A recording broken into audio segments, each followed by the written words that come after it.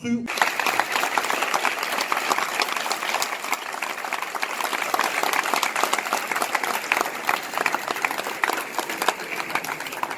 Merci. À Brazza de savoir que les étudiants congolais ici à Cuba ne perçoivent point leur bourse. Ce n'est pas une phrase normale, parce que lorsqu'on ne perçoit pas la bourse, on souffre. Et notre souffrance atteint certains pics. Alors nous voulons commencer par l'État de Cuba. Cuba est un pays socialiste. Cela revient à dire qu'il ne nous est pas permis d'exercer aucune activité permettant de recevoir un certain fonds. Alors nous vivons par la foi, mais la foi est spirituelle. Au projet du président de la République, mais le président c'est que le gouvernement nous ont déçus. Je crois que nous ne sommes pas ici pour mâcher les mots, alors je parle clairement. Notre bourse serait de 450 €, et c'est aussi la monnaie d'ici, après 3 mois. Mais cela fait 27 mois, les 3 générations mélangées, que nous ne percevons point la bourse. Et je crois que le gouvernement ne nous paye pas parce que nous traite de lâches, parce que nous ne réagissons pas. Étant intellectuels, nous n'allons casser rien. Nous allons attaquer le gouvernement d'un point de vue intellectuel. Nous allons refléter le génotype de notre intellectualisme. Alors, il sied de dire au gouvernement que les conditions de vie ici sont très, très compliquées. Nous ne mangeons presque pas bien. En gros, si on se demande comment sont les facteurs génétiques, le transport est très pénible. Nous prenons des transports en commun et il y a des moments où les étudiants n'ont pas de quoi payer le transport. Et on se demande que faire. Oui, le gouvernement nous parle de l'agence UBA qui permet à ce que les étudiants perçoivent leur argent. Mais à un certain moment, on doit cesser d'être chef de gouvernement, on doit être parent de son peuple. Comment est-ce qu'un enfant qui a perdu son père et sa mère peut survivre ici à Cuba sans bourse? Ça, c'est sorcier. C'est sorcier, il faut le... Le problème n'est pas à Cuba, le problème est à Brazza. C'est un système politique. Mais nous ne sommes pas venus pour la politique. On a cru au ministre, on a cru au gouvernement. On est déçus. C'est la nationalité la plus déchue ici à Cuba. Et je bénis Dieu que je suis tombé amoureuse d'une Congolaise, car les étrangères nous refusent déjà. On n'a pas de sens. Vert, jaune, rouge n'a plus de valeur. Mais on ne va pas se laisser faire. Le drapeau est en face. On va relever les couleurs. Nous n'allons pas permettre que le gouvernement qui n'est point éternel fasse de nous des moins que rien. Nous sommes Congolais. Cette unité ne fait que commencer. On n'a pas de bourse, on n'a pas de soutien financier. Je me demande quel est le rôle de notre ambassade. Pas de rôle important. Il n'y a pas de rôle. Le transport ne marche pas.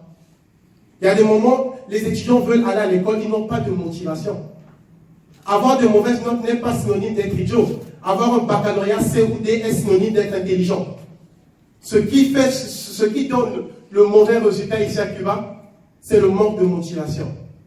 L'homme évolue par motivation. Et le gouvernement ne nous motive point. On ne sait rien. On ne sait même pas si on va travailler.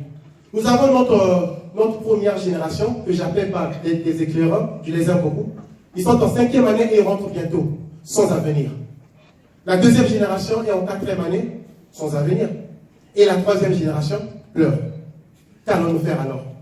Monsieur le Président, en fait, c'est à vous que nous parlons, avec tout le respect.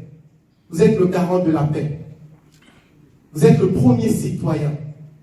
Et nous voulons suivre vos pas. Le chemin d'avenir, ce n'est pas que pour le gouvernement, c'est l'avenir du Congo, alors c'est pour tout un Congolais.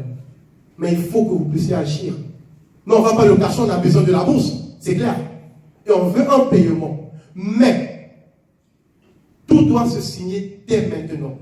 Et je suggère à mes frères que la prochaine fois que le gouvernement va agir en termes financiers, qu'il y ait des documents signés de l'après-formation, c'est-à-dire la post-formation, une fois à Brazza, on veut savoir ce qui se fera. Si on n'a pas des décisions concrètes, on ne rentre pas. Merci.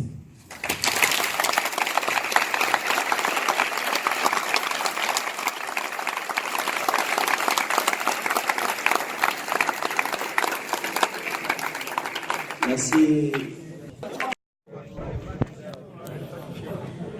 Bonsoir tout le monde. Aujourd'hui, si nous sommes réunis dans cet endroit, c'est pour réellement parler de notre situation. Pas n'importe quelle situation, mais notre situation de bourse. À ce point, je vais poser une question à Monsieur le Président Denis Sassou Nguesso.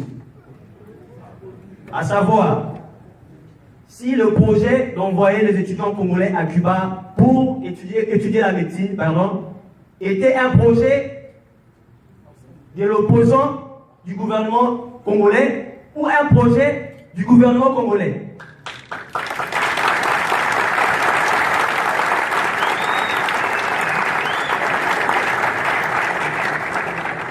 Car, à ce sujet, si réellement c'était un projet du gouvernement congolais, le gouvernement congolais n'allait pas nous maltraiter jusqu'à ce point.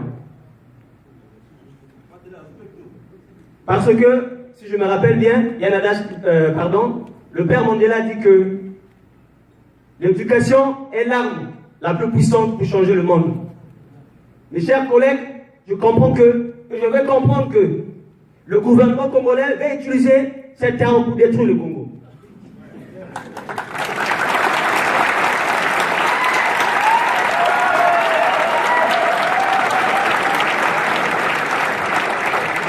Je suis fatigué.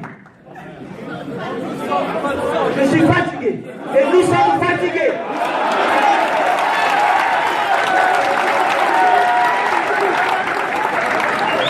Non, mes amis, si je dis que je suis, ça ne veut pas dire que je vous ai négligé, non.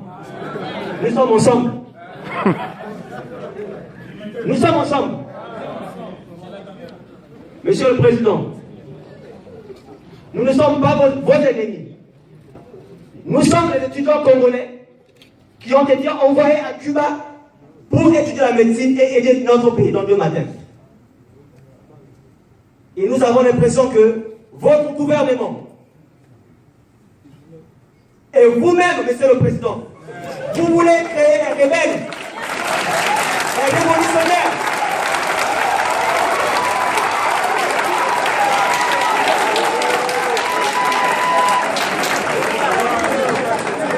Vous voulez créer les rebelles, les médecins rebelles.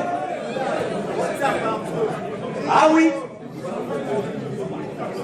Si dans 2 matins, chacun de nous se fait révolutionnaire, j'y serai parmi eux. Parce que je suis fatigué. Et nous sommes fatigués.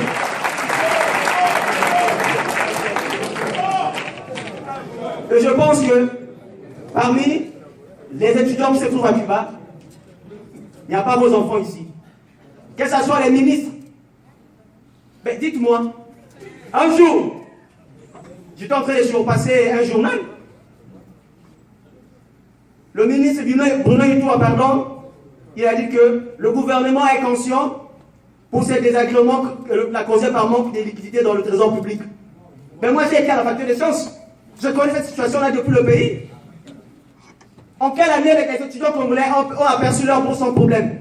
À tout moment, il y a eu des caisses là-bas. On a toujours lutté pour notre bourse. Mais pourquoi comme ça? Mais nous ne comprenons pas si réellement vous avez étudié à l'étranger, parce que si réellement vous avez étudié à l'étranger, vous allez régler notre situation dans le cadre de les plus brefs délais.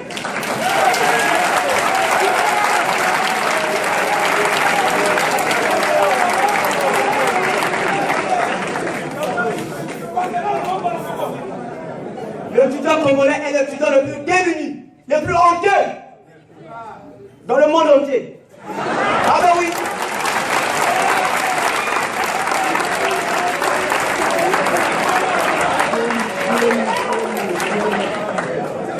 Mais si vous ne savez pas, vous êtes entouré des menteurs, des bandits. Le Premier ministre, il vient à Cuba ici, et à son retour, il dit que non, nous avons visité toutes les facultés, les enfants se portent bien. C'est faux, c'est un menteur.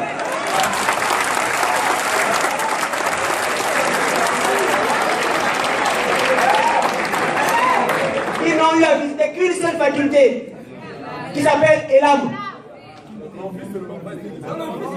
Et ils n'ont pas visité dans quelles conditions que nous vivons, dans quelles conditions, quelles sont les choses que nous mangeons ici. On mange comme des prisonniers. Nous vivons dans des conditions précaires. J'ai l'impression que le monde pèse sur nous. Nous avons l'impression que le monde pèse sur nous. Parce que trop, c'est trop.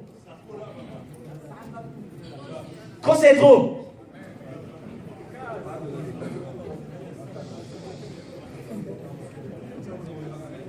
Franchement, je n'arrive pas à parler parce que ça me dépasse. Ça me dépasse.